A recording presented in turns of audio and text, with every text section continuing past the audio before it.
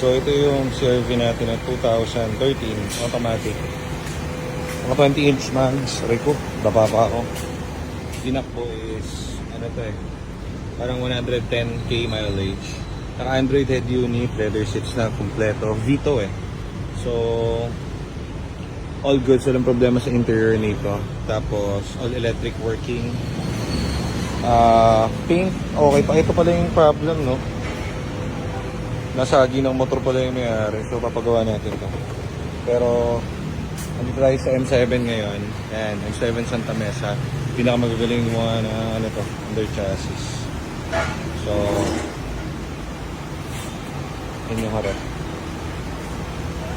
20-inch na yung mags yan, XXR. Tapos, pag ano kayo guys, pupunta kayo rito sa M7, hanapin nyo lang yung na-torjak natin dito, si Ryan. Okay? Sabihin nyo sa GTA Cars, kay Raf. Sabihin nyo lang GTA Cars, alam nyo na yun, para may discount kayo palagi. Tatanungin kayo noon, saan ka boss? Sabihin nyo, GTA Cars. Ngayon, manghihingi ng password yon. Pag sinabi niya sa shirt na nirayan ng password, sabihin nyo lang, hindot ka. Yun yung password namin, hindot ka.